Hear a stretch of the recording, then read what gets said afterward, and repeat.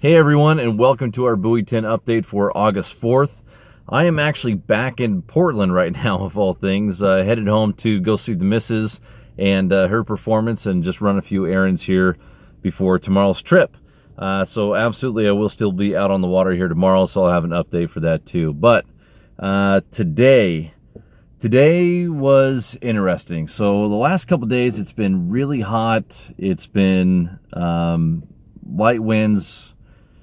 Pretty nice, honestly. But today the weather completely switched. We had fog that rolled in. You couldn't see more than 20-30 yards in some areas. It was socked in, to say the least.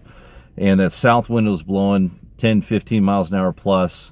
I had intended to cross the bar. In fact, we got all the way out to Buoy 4, which is technically across the bar, and I saw another boat captain coming back across the bar, heading back to the east.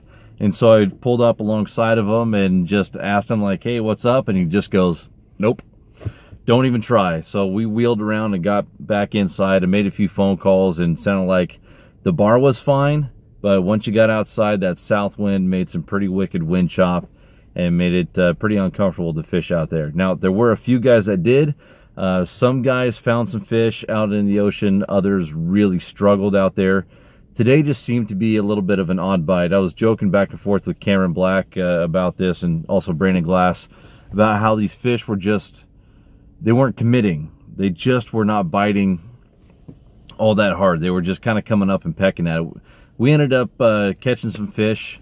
So once we wheeled around and came back in, I swung over towards Social Security Beach and marked the living daylights out of fish, but could not get them to bite. Now, if I would have stayed there on top of those fish until the low slack and first part of incoming, I might have been able to get on those fish, but I was starting to get really antsy, and the current always comes in on the wash-in side first.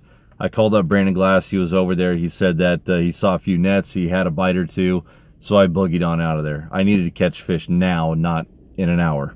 So we went over there and pretty much spent the rest of the day from A Jetty all the way up to Chinook, you know, Checkerboard, the whole area right in there. And it was just scratch fishing. We would get bit, you know, every half hour. Sometimes it'd be a little flurry and then it would die off. But for the most part, these fish just were not committing. We had a lot of short strikes, a lot of bait strips, and we ended up only killing 2 salmon. So we killed 2, lost a ton at the side of the boat, missed several bites, and hey, we got a really nice flounder. So there's that. Makes great fish tacos. But the one little thing that I've been kind of playing with here for the last few days has been scent. And honestly, you know, the bloody tuna was working a little bit, the herring's working a little bit, but I really haven't found anything that has helped all that much. But what I have noticed is that the last 3 days in a row, and I've been waiting until today to really talk about it, because it hasn't really, it doesn't really make sense, or I shouldn't say that. You don't really know if it really makes a difference until you can duplicate it. And it wasn't until today, after 3 days, that I can say that I think it's at a point where it might actually be helping. And I've been adding some of that garlic super sauce, the Procure garlic super sauce, to some of my baits, just opening up the gill plate and putting some of that super sauce in there, getting it up inside the gills, so that way it just slowly leaches out as we're trolling. And what I've noticed is that the bites that I do get on that bait, because I only put it on 1, maybe 2 rods, they are vicious. Just really hard bites. The fish are taking the hooks deep. And I think after today and yesterday, where the fish were just being a little bit non-committal, I think tomorrow I'm going to play around a little bit more with that garlic and see if it truly is making a difference and getting those fish to commit. Was it dumb luck? I don't know, but it's at a point now after 3 days where I've seen enough bites with that garlic scent that I'm going to start playing with it on a few more rods. As far as what we heard from the rest of the fleet, up there at Shipwreck, the bite was a little bit later, like around 10:30, and it really wasn't even that great of a bite. Around Hammond, it sounded like a few boats really got on them, but it was maybe 3 or 4 boats, and the rest of the fleet kind of struggled. So was it right place, right time, or did they have something figured out? I don't know. We're kind of getting into a spot right now where we're getting into some difficult tides, and what I mean by that is just that it's an outgoing tide in the morning. So if you're trying to cross the bar, you got an ebb to deal with.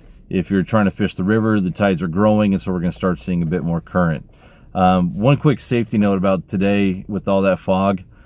I heard of a couple boats and saw a boat up on the sandbars. It's an outgoing tide in the morning. If there is that fog coming in here again over the next couple of days, that's going to make it pretty sketchy out there. So what I always tell people is never go any faster than you want to hit something. Take your time. Go slow, especially if you don't have a GPS. Just be aware of your surroundings, because boats will come out of the fog like that. And those big ships, those tankers, stay out of the shipping lanes, because you won't hear them. Fortunately, a lot of GPSs now with your VHF radio have AIS, so you can see the triangles going up and down river through the channel, so you know when it's safe to cross or when it's not. But getting back to plans for this weekend here, if you can get out in the ocean, again, the bar was nice. There should be some decent fishing out there if that south wind doesn't blow again. In the river, there are plenty of fish around. I mean, we're seeing new fish come in every day. They're just scattered, and I'm hoping on these bigger tides it will actually start to concentrate those fish. The smaller tides, they were able to spread out. Now as the tides are starting to grow, I'm hoping that it really sucks them into a couple different areas, and we can just sit there and just run laps on them for an hour or two, instead of just this, hey, we got a couple on this pass, next pass, they're gone. So we'll see. We'll see. But today what worked best for me was a little Hildebrandt blade and red and white beads, or green beads with green beads with copper blade, and red and white blade, or Hildebrandt silver blade with red and white beads in front of my herring and anchovies. I've been trying both. Really hasn't made much of a difference one way or the other. You just got to get in front of a biter, and hopefully they choke it, because man, we lost a lot of fish at the side of the boat today. Just barbless hooks, just the way it goes. But plenty of action, lots of fun, and this update is getting a little bit long, so I apologize about that. I'm going to go run in the store and finally get something to eat, head to Ashley's Performance, and then I'm going to crash at home, sleep in my own bed for once in a long time, and then in the morning get up early and head all the way on back to Astoria. So thanks for watching, guys. Again, apologize, it's a little bit long, pushing 8 minutes here. I usually try and keep them around 3 or 4, but there's a lot of information to give. All right, we'll see you guys tomorrow. Later.